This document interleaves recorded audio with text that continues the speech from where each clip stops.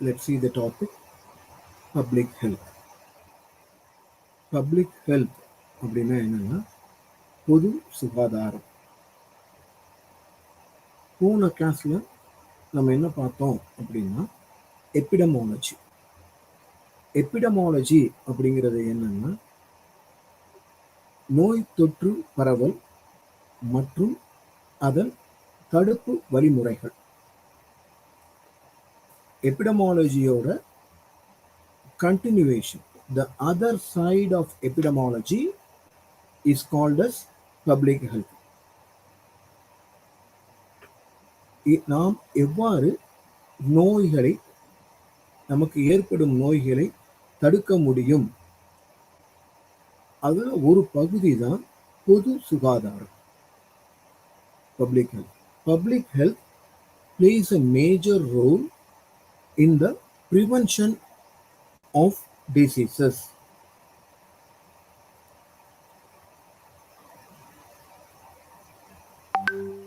உங்க புக்ல பப்ளிக் ஹெல்த்துக்கான definition, what is the definition of public health அப்படின்னு பார்த்தீங்கன்னா, the science and art of preventing disease. நமக்கு நோய் ஏற்படுவதை தடுப்பதற்கான வழிமுறைகள். அதுதான் the science and art of preventing diseases is called as public health. In the public health, the term public health have a long history. பொது சுகாதாரம் என்பது வழி வழியாக ஆரம்பம் தொட்டு கடைபிடிக்கப்பட்டு வரும் ஒரு நோய் தடுப்பு முறை. எடுத்தோன்னு சாப்பிட்றதுக்கு முன்னாடி கை கழுவணும் அப்படிங்கிறதே ஒரு பப்ளிக் ஹெல்த் தான். அந்த மாதிரி சில பழக்க வழக்கங்களை, தும்மும் போது மூக்கையும் வாயை மூடிக்கிட்டு தும்மணும் அப்படின்னு சொல்லுவாங்க. இதெல்லாம் ஆரம்பம் தொட்டு நாம் பழகி வரும் ஒரு வழிமுறை. இது எதற்காக என்றால், நாம் உடல் ஆரோக்கியமாகவும் நோய் வராமலும் தடுப்பதற்கான ஒரு வழிமுறைகள். நோய் வராமலும் ஆரோக்கியமாகவும் வாழ்வதற்கான வழிமுறைகளின் ஒன்றுதான் பப்ளிக் ஹெல்த். சங்க காலங்களில் நோய் என்பது இறைவனால் இட்ஸ் எ டிவைன் ரெஸ்பான்சிபிலிட்டின்னு சொல்லியிருக்க. இறைவனால் நமக்கு மேல் உள்ள ஒரு சக்தியால் ஏற்படக்கூடியது, அவன் செய்த பாவ புண்ணியம் அப்படின்னு சொல்லுவாங்க. ஒருவன் ஆரோக்கியமாக இருந்தாலும் அது அவன் செய்த நல்லது, ஒருவன் நோய்வாய்ப்பட்டால் அவன் செய்த கெடுதல். ஒரு சூப்பர் நேச்சுரல் பினாமினா அப்படின்னு ஒரு எண்ணம் எல்லார் மத்தியிலும் இருந்தது. லேட்டர் ஆன் அது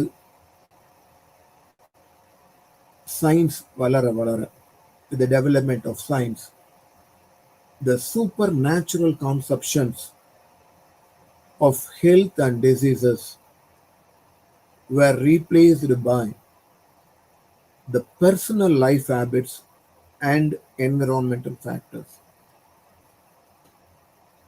நம்மளுடைய வாழ்க்கை முறைகளும் சுற்றுப்புற சுகாதாரமுமே நமது நோய்க்கு காரணம் அப்படிங்கிறது கொஞ்சம் கொஞ்சமாக நம்மளுடைய சயின்ஸ் வளர வளர கண்டுபிடிக்கப்பட்ட ஒன்று.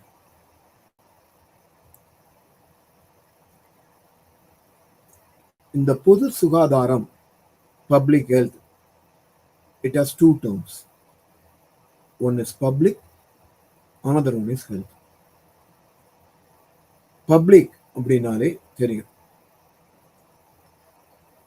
Public school, it's a public hospital அப்படின்னாங்க.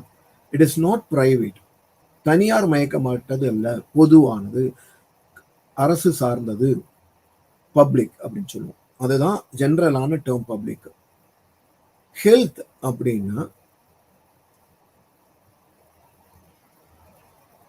அது ஒரு பலதரப்பட்ட எண்ண வடிவங்களின் ஒரு வெளிப்பாடு. Health is being a multi-dimensional concept. ஒவ்வொருத்தர் பார்வையிலும் ஆரோக்கியம், உடல் ஆரோக்கியம் என்பது வேறுபட்டிருக்கும். ஃபார் எக்ஸாம்பிள், உடல் ஆரோக்கியம் என்பது நோயிலிருந்து நோய் வராமல் தடுப்பது, freedom from sickness R disease, நோயற்ற வாழ்வு அப்படின்னு சொல்லுவோம் ஹெல்த்னா ஒருத்தரை பொறுத்த வரைக்கும். இன்னொன்று குட் ஹெல்த் அப்படிங்கிறது எதை சொல்லுவாங்கன்னா, நமது உடம்பில் உள்ள பல பாகங்கள் ஒன்றோடு ஒன்று இணைந்து செயல்படுவது.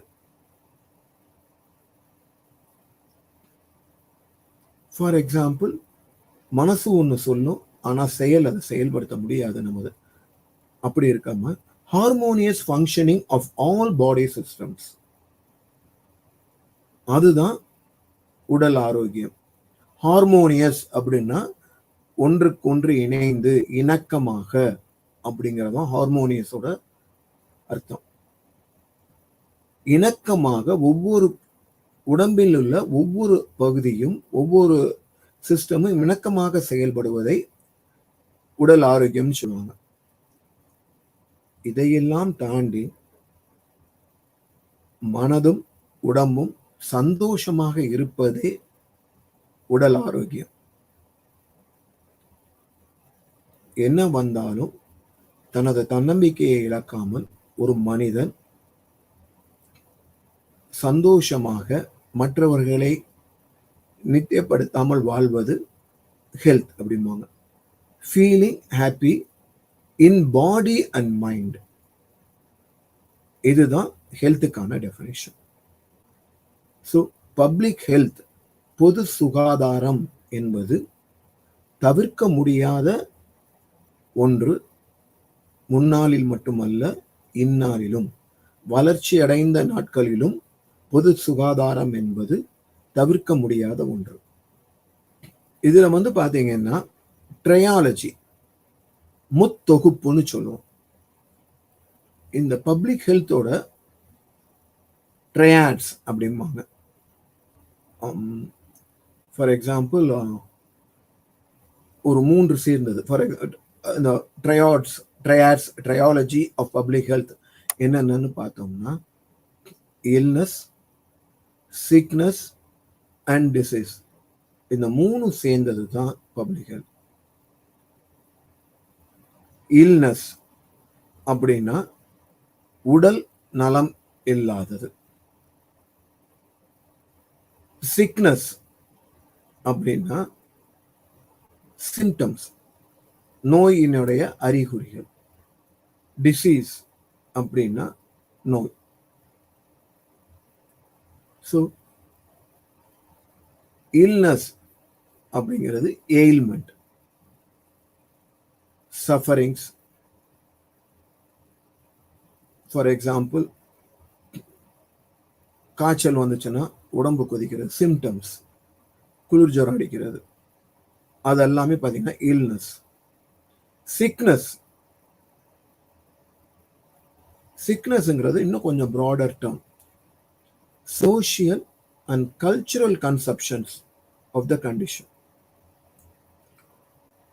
சிக்னஸ் இருக்கும்போது ஒரு சொசைட்டி அந்த பார்வையில் பார்க்கப்பட வேண்டியது சிக்னஸ். சிலர் மனநலம் குன்றி இருப்பது, அந்த மாதிரி இருக்கிறதையும் நம்ம சிக்னஸ்னா சொல்லுவோம்.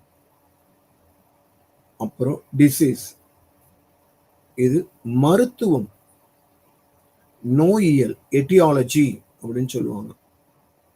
அப்புறம் பயாலஜிக்கல் எக்ஸ்பிளனேஷன், அதைத்தான் டிசீஸ். இது 3 சேர்ந்தது தான் public health. The trilogy of public health is symptoms. First இல்னஸ்னு சொல்றோம், உடல் நலமின்மை.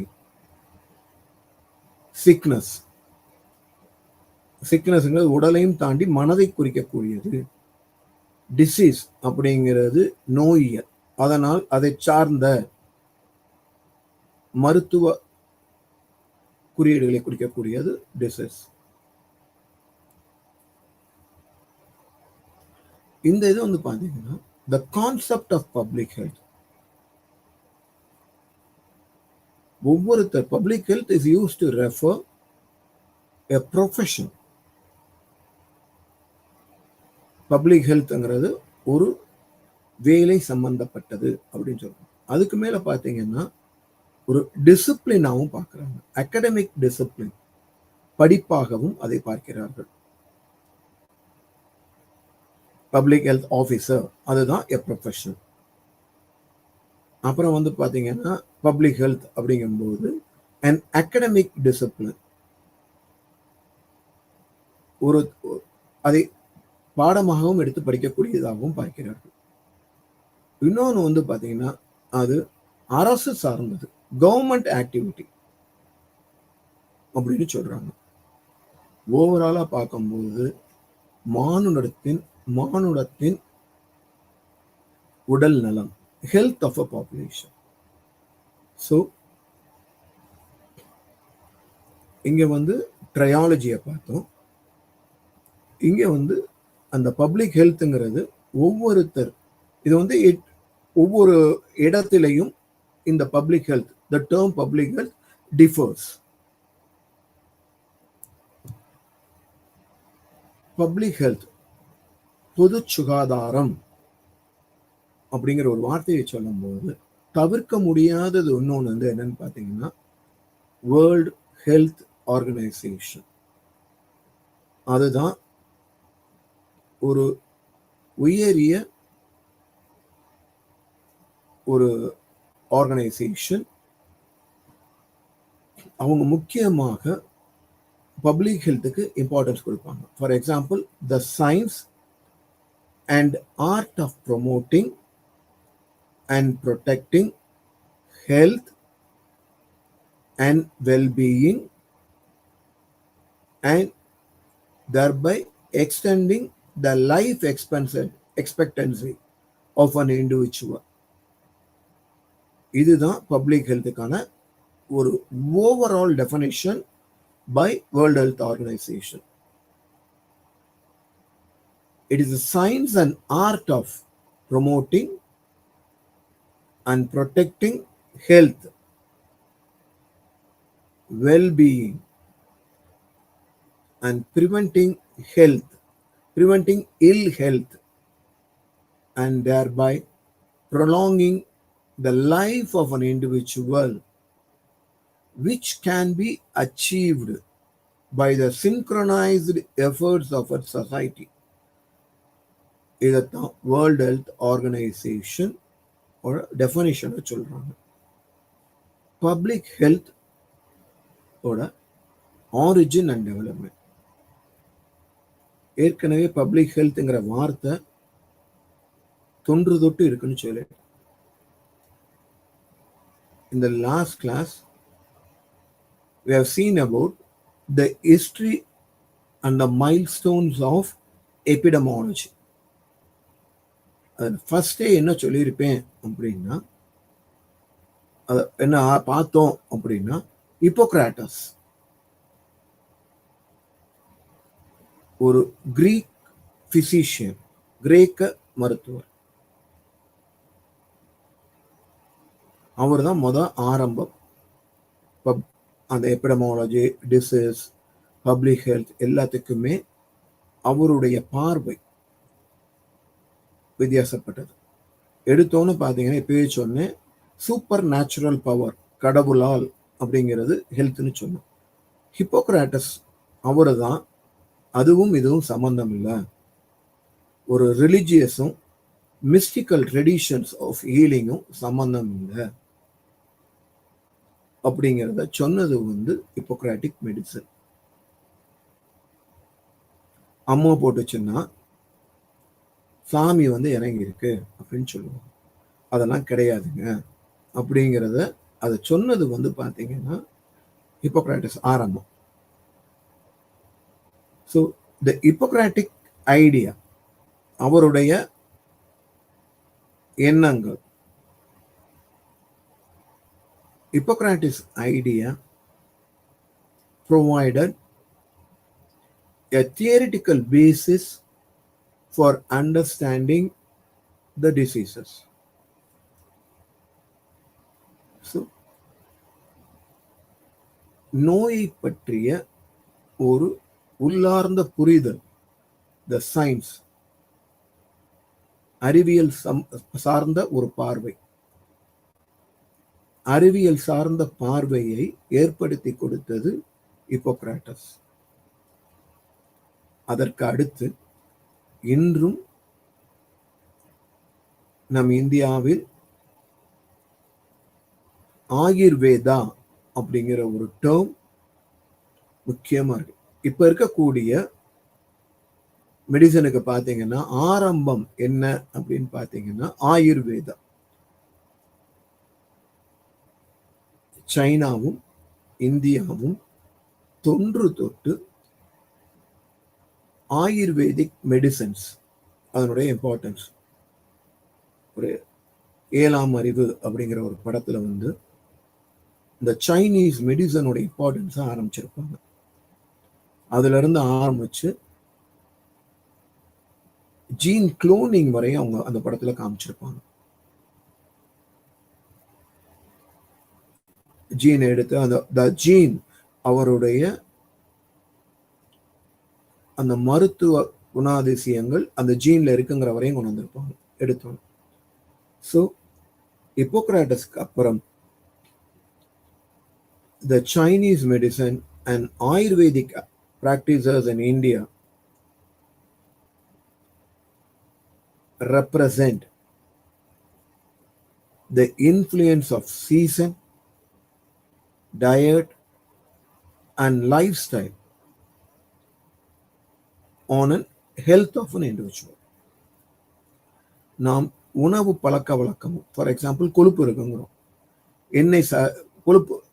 எண்ணெய் சார்ந்த உணவுகளை குறைக்க வேண்டுங்கிறோம். அப்புறம் கார்போஹைட்ரேட், டயபெட்டிக்ஸ் இருந்துச்சுன்னா, சுகர் இருந்துச்சுன்னா கார்பு ஃபுட்டை குறைங்கிறோம். அதுக்கப்புறம் பார்த்தீங்கன்னா சீசன் மாறும் பொழுது கண்டிப்பாக நோய் ஏற்படக்கூடிய இது உண்டு. அதுக்கப்புறம் ஒரு மனிதனுடைய வாழ்க்கை முறை, லைஃப் ஸ்டைல், இது எல்லாமே அவனுடைய உடல் நலத்தை தீர்மானிப்பதில் முக்கிய பங்காற்றுது அப்படின்னு சொல்லியிருக்காங்க. So ayurvedic medicines plays a major role. Miasma theory was proposed by Pergamon, Galen of Pergamon. அவர் வந்து ஒரு physician, surgeon and a philosopher. ரோமாபுரி அரசவையில் இருந்த ஒரு மருத்துவர், சர்ஜன். அந்த சர்ஜன் அப்படிங்கும்போது இது வந்து பாத்தீங்கன்னா ஒரு கலவை. எம்டியாவும் இருந்திருக்காரு, சர்ஜனாவும் இருந்திருக்காரு, ஒரு பிலாசபராகவும் இருந்திருக்காரு. அவர் ப்ரொபோன் பண்ணாதான் இந்த மியாஸ்மா தியரி. மியாஸ்மா அப்படிங்கிற வார்த்தைக்கான அர்த்தம் என்னன்னு பாத்தீங்கன்னா பேட் ஏர், மாசுபடிந்த காற்று, மாசுபடிந்த காற்று, அதுதான் மியாஸ்மா. இந்த காலத்திலையும் ஒரு வார்த்தை நம்ம யூஸ் பண்றோம். அது வந்து அவர் என்ன சொன்னாருன்னா, த டீகம்போசிங் மெட்டீரியல். ஒரு எந்த அனிமலும் இறந்துட்டாலும், மனிதனோ அனிமலோ இறந்து விட்டாலும் நமக்கு 2 பழக்க வழக்கங்கள் உண்டு. ஒன்று எரிப்போம், இல்லது ஆழமாக புதைப்போம். புதைக்கும் பொழுது அதோடு சேர்ந்து சில கெமிக்கலையும் போட்டு புதைப்போம். இதுதான். அப்படி மேல தூக்கி போட்டிருந்தாங்கன்னா குப்பைகளை, மக்கும் குப்பைகள், அந்த மாதிரி அதே தான் நான் சொல்றேன். குப்பை போது அதுல இருந்து வெளிப்படக்கூடிய துர்நாற்றம், அந்த துர்நாற்றம் மட்டும் இல்லாமல் அதில் சில நுண்ணுயிர்களும் இருக்கும், அது நம் உடம்பில் நுழைந்து சில நோய்களை பரவும் என்பதை சொன்னதுதான் தியரி ஆஃப் மியாஸ்மா. இதை சொன்னது Galen of Pergamon. Contagion theory, contagious theory. திருப்பி நான் வந்து அதே ஒரு படத்தினுடைய எக்ஸாம்பிளா சொல்லி சொல்றேன். 7ஆம் அறிவுல பாத்தீங்கன்னா, எடுத்தோன்னு ஒரு சின்ன குழந்தைக்கு அம்மா போட்டிருக்கும், கொண்டு விட்டுட்டு வந்துருவாங்க தனியா. அந்த மாதிரி இருக்கிறதுக்கு பேரு கான்டேஜியன் தியரி. கண்டேஜியஸ், அது பரவாமல் தடுப்பதற்காக மக்களை தனிமைப்படுத்துவார்கள். they isolate the people who suffered with illness. அது அந்த காலத்தில் மட்டுமல்ல, சிற்பல காரணங்களினால் இப்பொழுதும் கடைபிடிக்கப்பட்டு வந்திருக்கிறது. ஃபார் எக்ஸாம்பிள், COVID-19 பேண்டமிக், அதுலேயும் தனிமைப்படுத்தப்பட்டு வந்தார்கள். யார் யார் அஃபெக்ட் ஆச்சோ அவங்களுக்கு. ஸோ அந்த தனிமைப்படுத்துதலுக்கு பேர் வந்து பார்த்தீங்கன்னா குவாரண்டைன். அந்த வார்த்தைகள் அதிகமாக பழக்கத்துக்கு வந்தது இப்பொழுதுதான். குவாரண்டைன் ஒரு நோய் பரவாமல் தடுப்பதற்கு தனிமைப்படுத்துதலை கவர்மெண்ட் ஒரு சட்டமாக ஏற்றியது. இது COVID-19 மட்டுமல்ல, இப்பொழுது நான் சொன்ன அம்மை நோய்க்கும் தொழு நோய்க்கும் பிளேக் அதுக்குமே இதை கடைபிடித்து வந்தார்கள் பழங்காலத்தில். ஒன்று மாசுபடிந்த காற்று, இன்னொன்று தனிமைப்படுத்துதல். இது இரண்டும் பொது சுகாதாரத்தின் ஒரு முக்கிய தியரிஸ் ஆக ஃபாலோ அடாப்ட் பண்ணப்பட்டு வந்தது. இந்த தியரியை தாண்டி நோய்களை பற்றி தெரிவதற்கு இந்த ஜெர்ம் தியரி, மாசுபடிந்த காற்றிலிருந்து பரவக்கூடிய மைக்ரோ ஆர்கானிசம்ஸ், த ஜெர்ம் தியரி அப்படிங்கிறது பார்த்தீங்கன்னா, according to that theory, certain diseases are caused by the invasion of microorganisms onto the individual. நுண்ணுயிரிகளின் பங்கு நோய் காரணிகள் அப்படின்னு சொன்னாங்க. இதை ப்ரொபோஸ் பண்ணது 3 பேர். முக்கியமாக நோய் பரவல் அப்படின் போது 3 பேரை சொல்லணும். ஒன்று, the French microbiologist Louis Pasteur. For example, தடுப்பூசி பார்க்குறோம், வேக்சினேஷன். ஒவ்வொன்றுக்கும் கோவிடுக்கே வேக்சினேஷன் கொடுத்தாங்க. அதுக்கு ஆரம்ப புள்ளியாக வித்திட்டவர் லூயிஸ் பாஸ்டர். இந்த பாஸ்டரோட கான்ட்ரிபியூஷன் வேக்சினேஷன் மட்டுமல்ல, அதையும் தாண்டி ரேபிஸ் வைரஸுக்கான இது முக்கியமான ஒரு இதாக பங்களித்து இருந்துச்சு. இன்னொன்று வந்து பார்த்தீங்கன்னா, English surgeon Lister, Joseph Lister. And மூணாவது வந்து பார்த்தீங்கன்னா ராபர்ட் கோச். இவங்க 3 பேரும் தான் they are said to be the pioneers of germ theory. ஒரு எபிடமாலஜி படிக்கும்போது அல்லது மைக்ரோபயாலஜி படிக்கும்போது இந்த 3 நபர்களின் கான்ட்ரிபியூஷனை தெரியாமல் போவது, இவர்களுடைய பங்களிப்பு என்பது மிக மிக முக்கியமானது. அண்ட் நுண்ணுயிர்கள் காரணம், நோய் பரவுவதற்கு நுண்ணுயிர்கள் ஒரு முக்கிய காரணம் என்று சொன்னவர்கள் இந்த 3 பேர். அதை ஜெர்ம் தியரி என்னும் ஒரு கான்செப்ட்ல கொடுத்தாங்க. So germ theory is considered to be a milestone towards the prevention of diseases.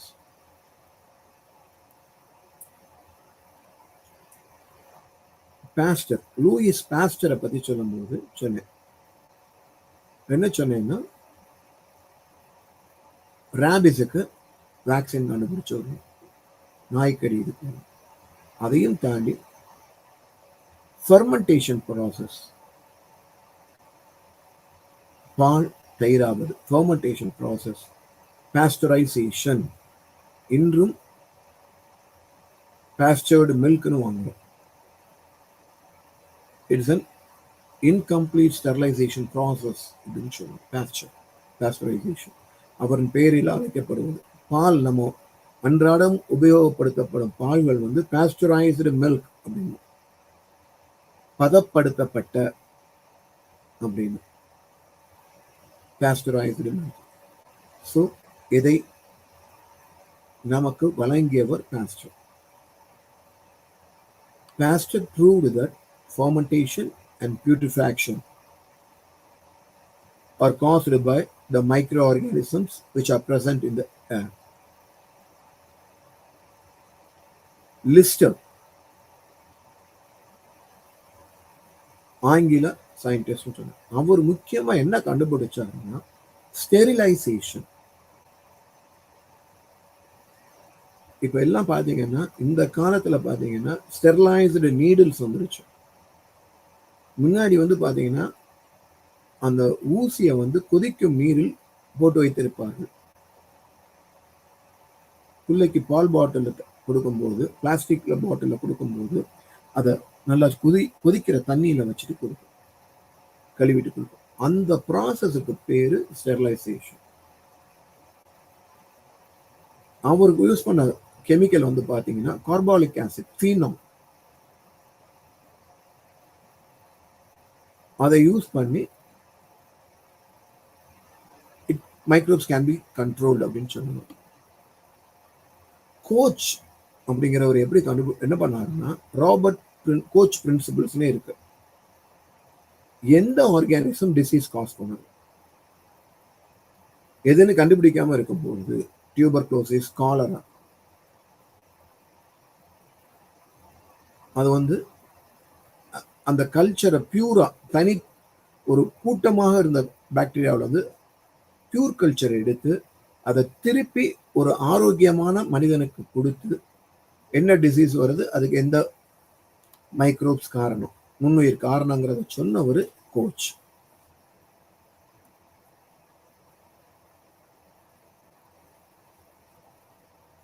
Vaccination, தடுப்பூசி, is another medical practice to prevent, நோய் வராமல் தடுப்பதற்கு. இதை சொன்னது எட்வர்ட் ஜென்னர். இது பெரியம்மை.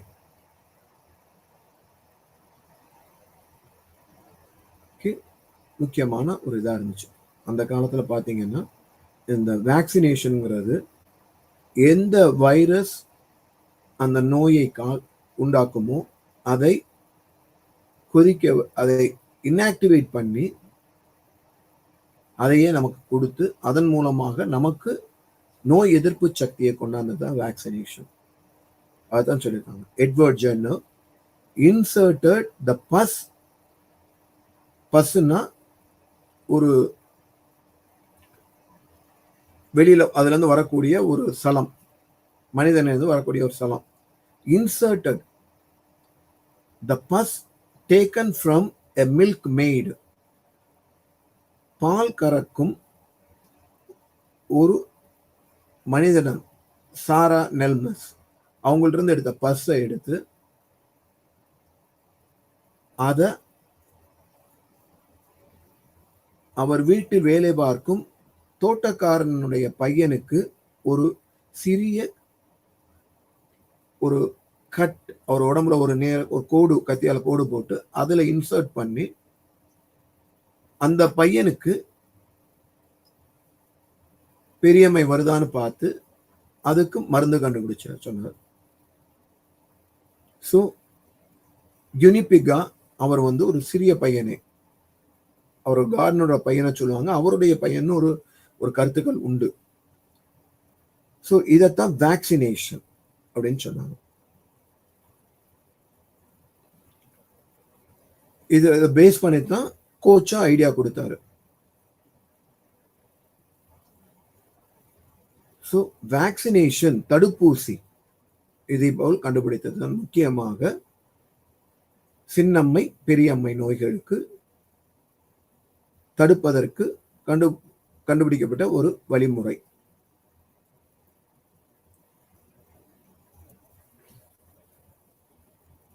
வேக்சினேஷன் அண்ட் இம்யூனைசேஷன் இரண்டுக்குமான வேறுபாடுகள். வேக்சினேஷன் அப்படிங்கிறது தடுப்பூசி, இம்யூனைசேஷன் அப்படிங்கிறது நோய் தடுப்பு.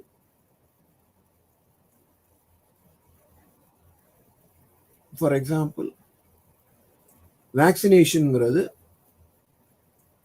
the act of introducing a vaccine into the body.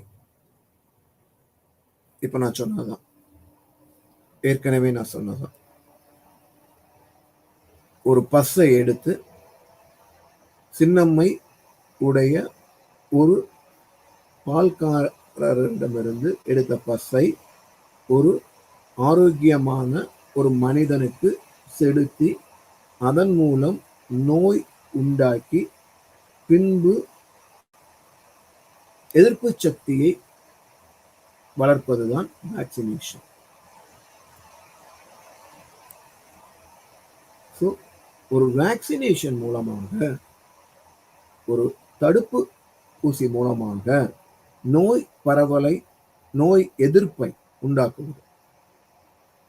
In order to produce an immunity, immunization அப்படிங்கிறது a process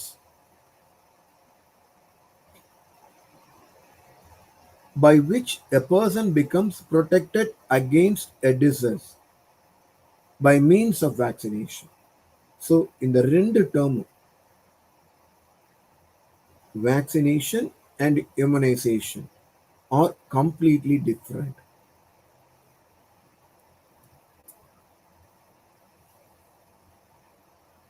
இந்த பொது சுகாதாரத்தின் கடைசி முடிவு இதுல இருக்கும். ஒன்று வந்து பார்த்தீங்கன்னா, முக்கியமான டேர்ம், இந்த நோய் அப்படிங்கிறத 4 வகையா பிரிப்போம். Epidemic, endemic, pandemic, sporadic. Epidemic அப்படின்னா வேகமாக a large number of peoples or animals are suffering from the same or a particular disease at a particular time. அதான் எபிடமிக். ஒரு நோய் ஒரு இடத்தில் வேகமாக பரவும், அதற்கு நாம் தகுந்த தடுப்பு முறைகளை, மருந்துகளை எடுத்துக்கொண்டால் அது அந்த இடத்தை விட்டு சென்றுவிடும், தடுக்க முடியும். It has a very, but the spread would be rapid. அதனுடைய எதுவும் பார்த்தீங்கன்னா it will be for a short period. Epidemic diseases அப்படின்னு சொல்லுவோம். போலியோ, மீசல்ஸ், டைஃபாய்டு, இதெல்லாமே பார்த்தீங்கன்னா it is an epidemic disease. Cholera epidemic disease. Endemic, எபிடமிக்ங்கிறது ஒரு இடத்துல வேகமா பரவும். எந்த இடம் சொல்ல முடியாது, எந்த இடத்துல வேணாலும் ஒரு பர்டிகுலர் நேரத்துல பரவும், எல்லாரையும் அஃபெக்ட் பண்ணும். அதை ப்ரொடெக்ட் பண்ணோம்னா அதுக்கு தகுந்த மருந்துகளை எடுத்தால் அது அந்த இடத்தை அப்படி இதாயிடும். அதுதான் epidemic. எண்டமிக்ங்கிறது it is restricted to a particular place in a particular area. For example, malaria in African countries. Endemic அப்படிம்பாங்க. ஒரு பர்டிகுலர் இடத்துல மட்டும், நாட்டில் மட்டும் அது இருக்கக்கூடியது எண்டமிக் அப்படின்னு. அப்புறம் வந்து பாத்தீங்கன்னா பேண்டமிக். பேண்டமிக்னா உலகம் பூராவும். ஃபார் எக்ஸாம்பிள் கோவிட், ஃப்ளூ, இது எல்லாமே பேண்டமிக் அப்படிம்பாங்க. தென் ஸ்பொராடிக், இங்கொன்றும் அங்கொன்றுமாக. நடுவுல வந்து பாத்தீங்கன்னா ஒரு 10 வருடங்களுக்கு முன் சிங்கப்பூரில் மட்டும் ஒரு சார்ஸ் வைரஸ் அப்படின்னு ஒரு சில இடங்கள்ல மட்டும் அங்க இருந்துச்சு. அது இங்கொன்றும் அங்கொன்றுமாக இருப்பது ஸ்பொராடிக் அப்படின்னு சொல்லுவோம். இந்த 4 டேர்மும் எபிடமாலஜி அண்ட் பப்ளிக் ஹெல்த்ல மிகுந்த முக்கியமான வார்த்தைகள். It is the time line for, இந்த படம் பாத்தீங்கன்னா உங்க புக்ல இருக்கு. ஒரு நோய் தடுப்புக்கு பாத்தீங்கன்னா ஆன்டிபயோட்டிக்ஸ் முக்கியமான காரணம். இது பாத்தீங்கன்னா பென்சிலின் முக்கியமான அலெக்சாண்டர் ஃபிளமிங் கண்டுபிடிச்சது. அதனாலதான் அதுக்கப்புறம் தான் பாத்தீங்கன்னா இந்த 2ஆம் உலக போருக்கு அப்புறம் அதுல ரொம்ப பேரை காப்பாற்ற முடிந்தது இந்த ஆன்டிபயோட்டிக் டிஸ்கவரியில தான். முக்கியமான ஆன்டிபயோட்டிக் டிஸ்கவரிஸ் எல்லாம் பாத்தீங்கன்னா பென்சிலின், ஸ்ட்ரெப்டோமைசின், குளோரோபெனிகால், டெட்ராசைக்ளின், எரித்ரோமைசின், இந்த மாதிரி எல்லாம் கண்டுபிடிச்சது. ஆம்பிசிலின். இன்றும் ஒரு காய்ச்சல் வந்தா கரெக்டான ஆன்டிபயோட்டிக் கோர்ஸ் நம்ம எடுக்கணும்னு சொல்றாங்க. It is a timeline for discovery of the antibiotics, and this antibiotics plays a major role in the prevention of diseases.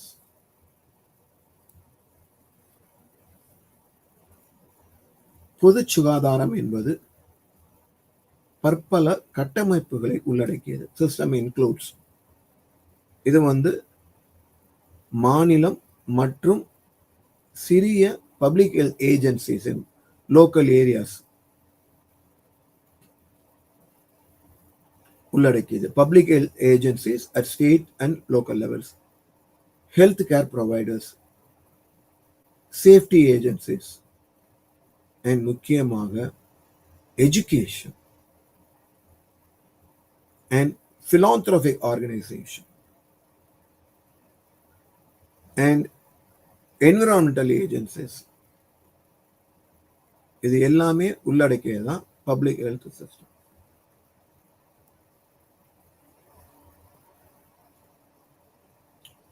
So திருப்பி கம்பைல் பண்ணும்போது இது biological, physical and mental wellbeing of an individual, அதான் public ஹெல்த்னு சொல்லுவோம். The core disciplines of public health அப்படின்னு பார்த்தீங்கன்னா நோய் பரவுதல், அதை தடுப்பு முறைகள், உணவு பழக்க வழக்கங்கள், என்விரான்மெண்டல் ஹெல்த், இதைத்தான் அடுத்து பார்க்க போறோம். சுற்றுப்புற சுகாதாரம், health education, behavioural science, biostatistics, health economics and demography, இது எல்லாம் உள்ளடக்கியது தான் பப்ளிக் ஹெல்த். ஸோ பப்ளிக் ஹெல்த்னு சொல்லும்போது ஃபைனலாக முதல் ப்ராப்ளம் என்னன்னு கண்டுபிடிக்கணும். அதனால் ஏற்படக்கூடிய நோய் என்னங்கிறத பார்க்கணும். அதை எப்படி தடுக்கலாம்னு பார்க்கணும். அப்புறம் மேலும் அதை பரவாமல் இருப்பதற்கு என்னென்ன செய்ய வேண்டும். Problem to the response. இதுதான் what are the different approaches of public health. Public ஹெல்த்தோட 3 டொமைன் ஏரியா அப்படின்னு பார்த்தீங்கன்னா ஹெல்த் இம்ப்ரூவ்மெண்ட்,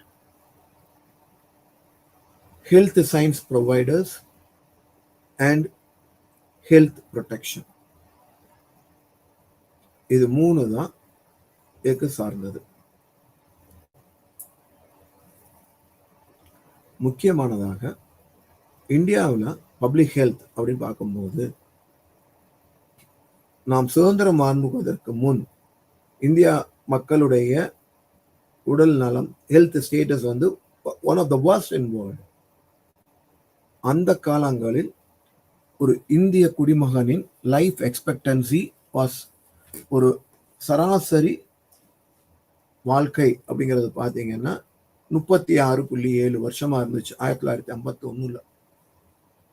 ஆனா இப்ப அது பார்த்தீங்கன்னா கிட்டத்தட்ட 67 விழுக்காடாக உயர்ந்திருக்கிறது. ஒரு 37 விழுக்காட்டுல இருந்து லைஃப் எக்ஸ்பெக்டன்சிங்கிறது 40. அப்பெல்லாம் பாத்தீங்கன்னா 60ஆம் கல்யாணம் பண்றதுங்கிறது பெரிய விஷயமா இருந்துச்சு. இப்போ வந்து பார்த்தீங்கன்னா the life expectancy it has been increased to nearly 67%. நான் சொல்றது வந்து 2020 அந்த கணக்கீட்டு. சைனாவில் வந்து பார்த்தீங்கன்னா அதிகமாக 78 வருடங்கள், அமெரிக்காவில் 76 வருடங்களாக இருக்கிறது சராசரி வாழ்க்கை. த இன்ஃபேன்ட் மார்டாலிட்டி ரேட், குழந்தை மரணங்கள் வந்து ரொம்ப அதிகமாக இருந்துச்சு 146,000. ஆனால் அது எதனால அப்படின்னா socio economic development, poor socio economic development. இப்பொழுது மருத்துவவியல், வேக்சினேஷன், பொது சுகாதாரம் இது எல்லாம் மேம்பட்டனால் இது எல்லாமே ஒரு மனிதனுடைய வாழ்நாட்கள் கூடியிருக்கிறது, குழந்தை மரணங்களும் குறைந்திருக்கிறது. தென் அடுத்த சாப்டர் என்விரான்மெண்டல் ஹெல்த், சுற்றுப்புற சுகாதாரம். என்விரான்மெண்ட் அப்படின்னாலே ஏர், வாட்டர், சாயில், இது மூணுமே which have an influence on our physical, mental and social health. இதை மூன்றையும் விட்டுவிட்டு மனிதனின் உடல் நலத்தை பார்ப்பதுங்கிறது முடியாத காரியம். ஸோ எந்த அளவுக்கு பப்ளிக் ஹெல்த், பொது சுகாதாரம் சொன்னோமோ அந்த மாதிரி என்விரான்மெண்டல் ஹெல்த் அப்படிங்கிறது சுற்றுப்புற சுகாதாரம். சுற்றுப்புறம்ங்கிறது air, water and soil, and which have a influence on our physical, mental and social well-being.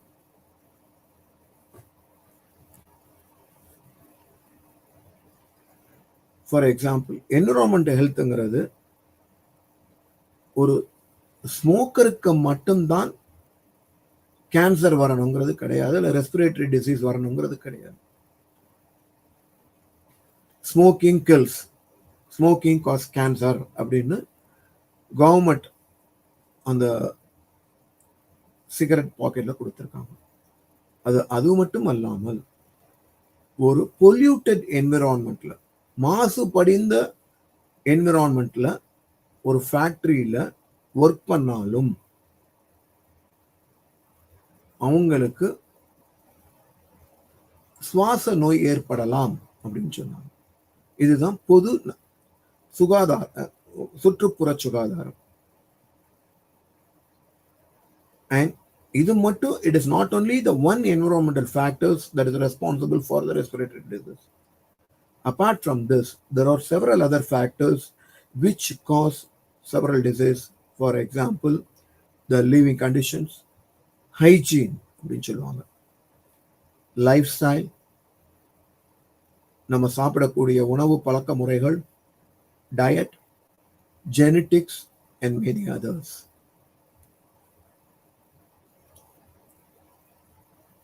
சுற்றுப்புறம் நம்மளுடைய உடல் நலத்தை எவ்வாறு இருக்குன்னா, டயரியல் டிசீஸ் இந்த கிராஃப்ல அழகா கொடுத்துருக்காங்க. இந்த மாதிரி கிராஃப் இங்கே பார்த்துருப்பீங்கன்னா, இந்த கொரோனா எந்தெந்த ஏரியாவை அஃபெக்ட் பண்ணது இந்த மாதிரி கிராஃப் தான் போட்டிருந்தாங்க. இருக்கிறதுல சுற்றுப்புறத்தினால், சுற்றுப்புற சுகாதாரத்தை ஒழுங்காக பார்க்காதனால், ஒழுங்கா மாசுபடுவதனால் வரக்கூடிய முக்கியமான நோய் என்னன்னா டயோரியா. அதுக்கடுத்து பார்த்தீங்கன்னா சுவாச நோய், அதுக்கப்புறம் பார்த்தீங்கன்னா மலேரியா. இதுதான் பார்த்தீங்கன்னா சுற்றுப்புற சுகாதாரம் மாசுபடுவதனால் ஏற்படக்கூடிய முக்கியமான நோய்கள். இந்த கிராஃபும் அதை தான் ரெப்ரசன்ட் பண்ணுது. ஏற்கனவே சொன்ன இதுதான் அதனுடைய கண்டினியூஷன் தான். எது காரணிகள், உடல் நலத்துக்கு எது காரணிகள் அப்படிங்கிறத ஏற்கனவே நான் சொல்லிட்டேன். பொல்யூஷன், முக்கியமாக படிப்பு,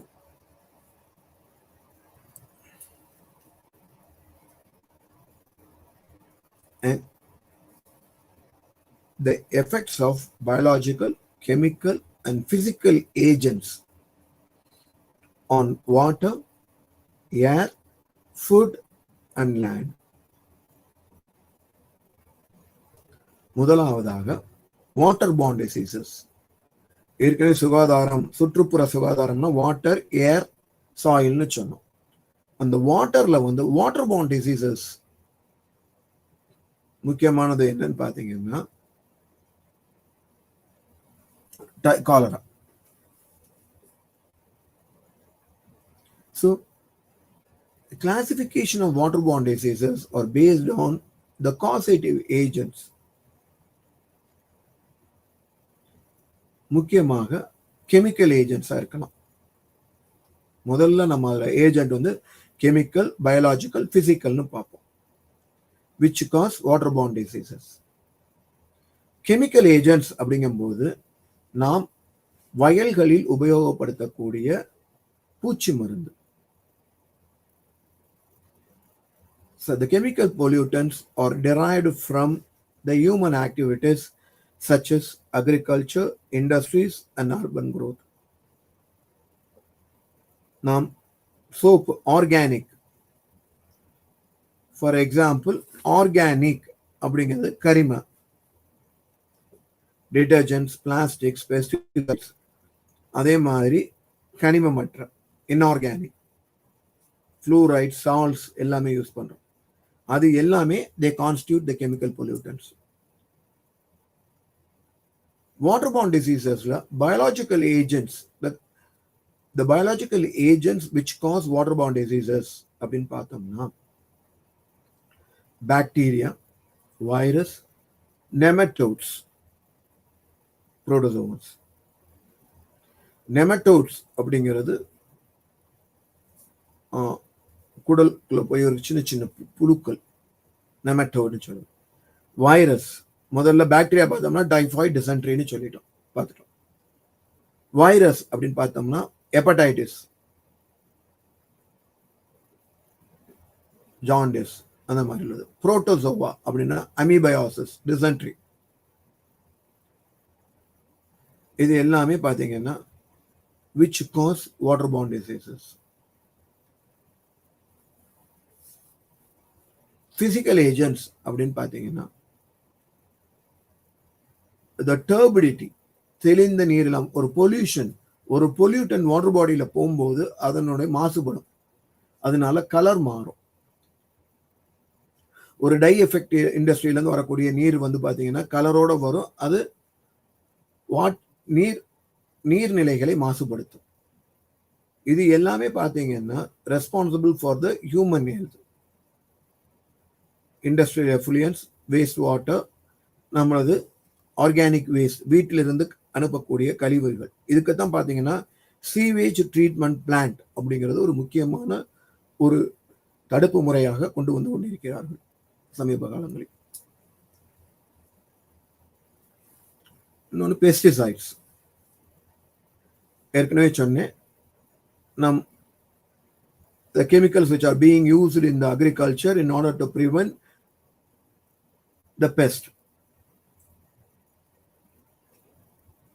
நாம் தண்ணீரை பெறுவதற்காக, உணவில் தண்ணீரை பெறுவதற்காக மருந்துகளை ஒரு கோட்பாட்டு இல்லாமல் அடிக்கின்றோம். அதனால் ஏற்படக்கூடிய ஹெல்த் கண்டிஷன்ஸ், அஃபெக்ட் ஆகக்கூடிய ஹெல்த் கண்டிஷன்ஸ் என்னன்னு பார்த்தீங்கன்னா கேன்சர் மட்டுமல்ல, அது நம்மளது kidney, liver, lung and skin எல்லாத்தையுமே பாதிக்கும் அப்படிங்கிறாங்க.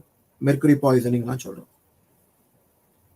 அதை தாண்டி முக்கியமாக நாம் பார்க்கக்கூடியது marine water, fresh water, marine water. Marine வாட்டர்ல வந்து பாத்தீங்கன்னா எண்ணெய்,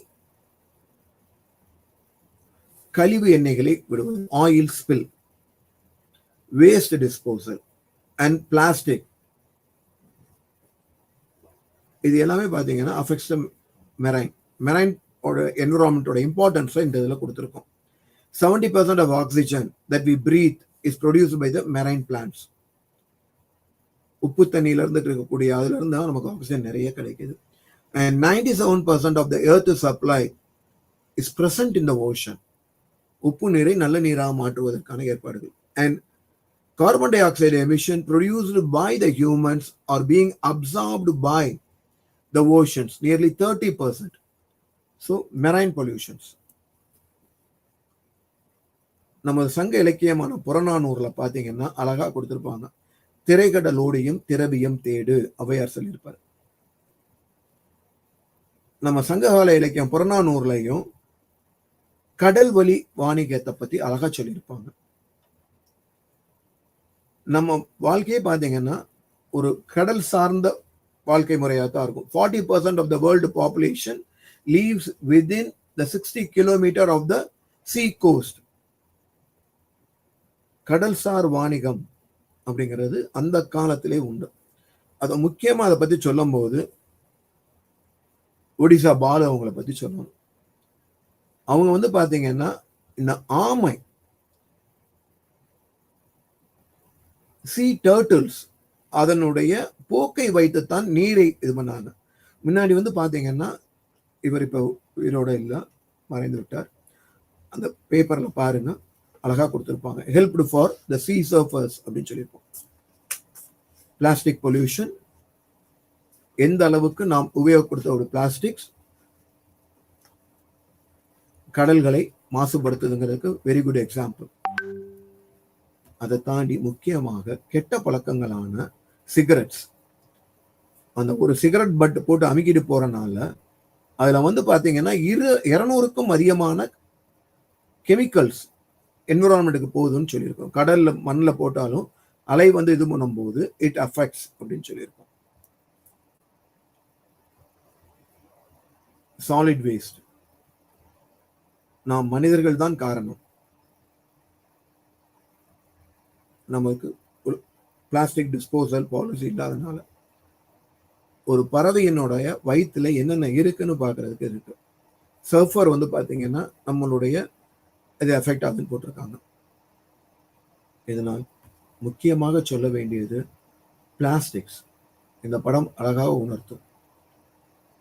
keep plastics not only from away from ocean but also from our day to day life. ஃபைனலாக கன்க்ளூஷன் வரும்போது ஏர் பொல்யூஷனை கட்டுப்படுத்த வேண்டும். இதற்கு நாம் பேட்டரி கார்ஸ்